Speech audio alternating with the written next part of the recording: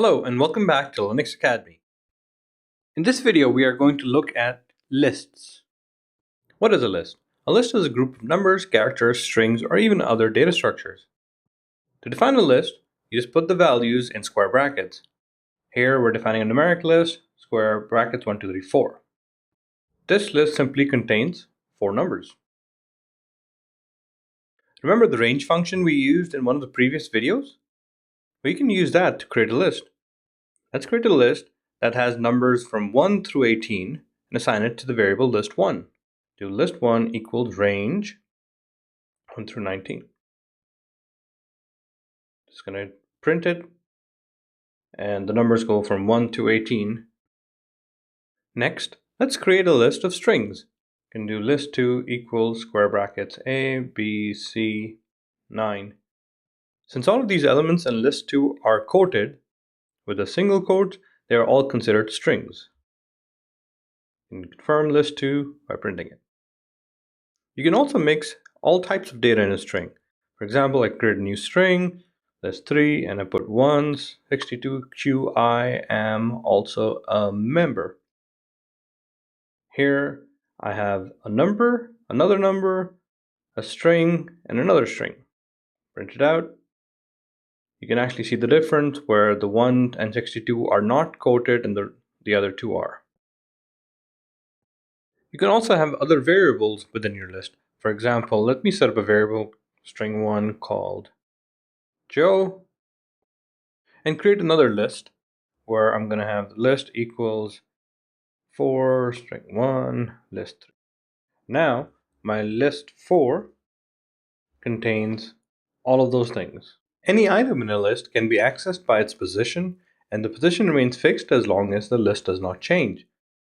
For this example, let's set up a new list, people, and we're going to have Jet, Donnie, Jerome, and Paul in it.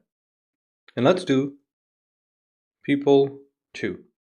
As you notice, 2 printed out Jerome and not Donnie. That's because the indexing on a list, or the positions in a list, are 0 relative, which means the first element is 0, the second is 1, and so on. If I wanted to get more than one element from my list at the same time, I could splice the list. For example, to get the first 2 elements, I could do the same functions that we applied on strings.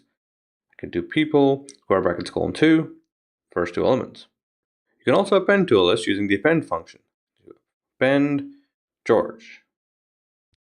Now we'll see that George is at the very end of the list. There are also methods to find an element within a list. So if I wanted to find Jerome, I could do people.index and Jerome, telling me that Jerome is at index 2. If I search for somebody who's not in there, like for example Mark, I'd get an error.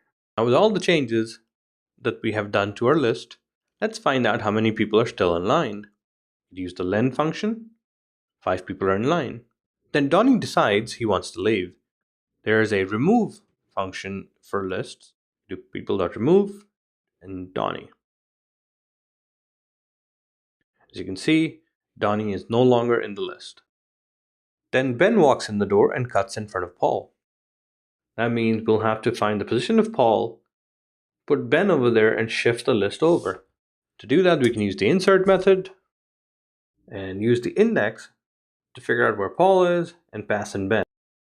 Now, the list contains Ben. Let's do a practical example now. We're going to create a script that monitors partitions on a Linux server and notifies if the partition usage is beyond the set threshold. Let me clear out my screen first. For that, I'm using Ctrl L. First thing I'm going to do is import the subprocess module. We've seen that before. It actually runs a command and returns the output back into Python. Next, we're going to set up our threshold variable, which is the value beyond which we want to alert.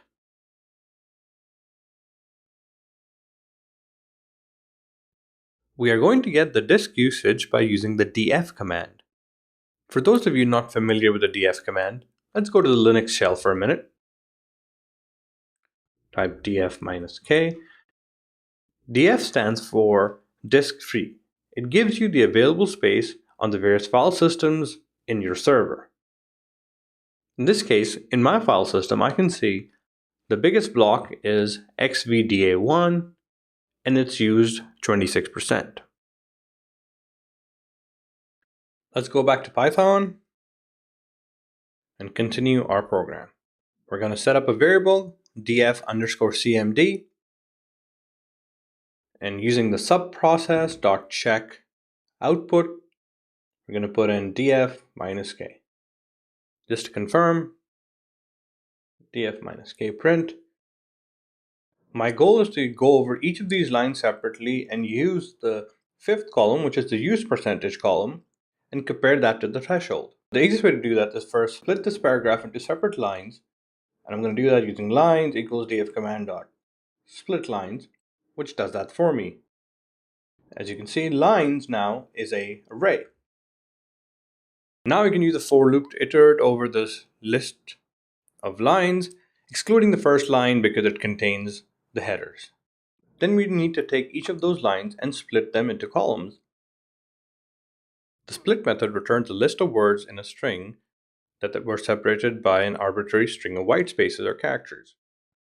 Looking at the output of the df_cmd variable above, we see that the use percentage is in column 5. But to access that within a zero relative variable, we have to use column 4. So use percentage equals column 4.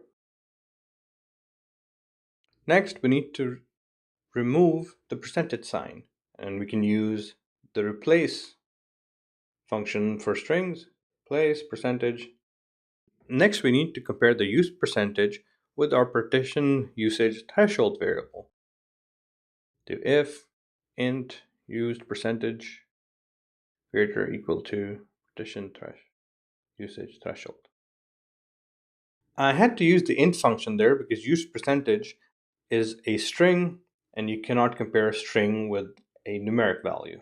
Print partition percentage s usage is beyond threshold at percentage s percentage and give it the name of the variable. So column 0 gives me the file system, column 4 gives me the percentage used. Here you can have an email function that alerts you about the threshold being breached. For this example, we are not going to write the email function, but you will see how to do that later in this course. As you can see, the output says partition xvda1 usage is beyond the threshold at 26%.